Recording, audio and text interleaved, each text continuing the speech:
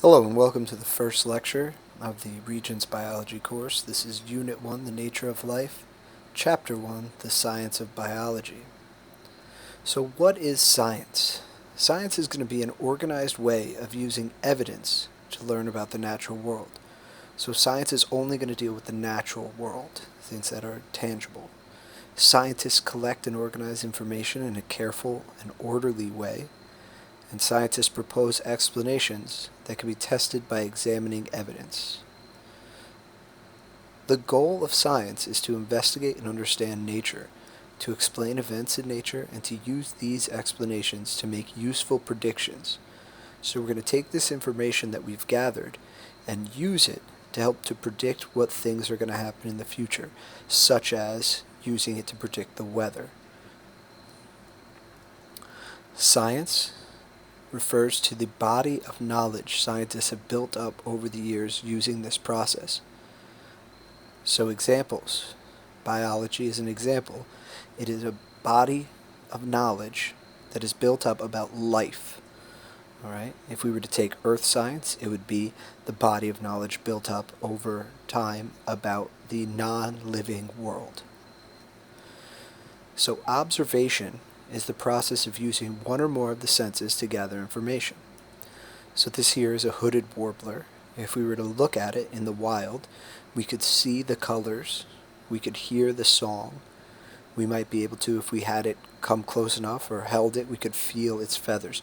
We're using our senses to gather information about it. Data is the information gathered from observations. So quantitative observation involves numbers, anything that we count, whereas qualitative observation involves characteristics that cannot be measured or counted, such as texture or color. These things are not things that can be counted or measured, right? These are things that are tangible. So if we go back to our hooded warbler here, things like the color, all right, and the things like maybe the texture, if we were to feel it, those are all going to be qualitative. Whereas if we were to count the number of tail feathers, count the number of toes, count the number of limbs, those would be quantitative values. So an inference is a logical interpretation based on prior knowledge and experience. And a hypothesis is a possible explanation for a set of observations or an answer to a scientific question. A hypothesis can come from prior knowledge, logical inferences, or imaginative guesses. So we're going to use the information we have to develop a hypothesis. Problem solving, we are going to solve problems in science much the same way as we do in everyday life.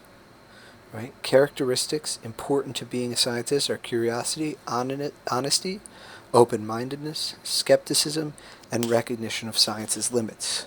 We have to know where science can go and how far it's able to go. So what are some of the things that science can provide that are important to life? I want you to think about that, come up with a few examples for class.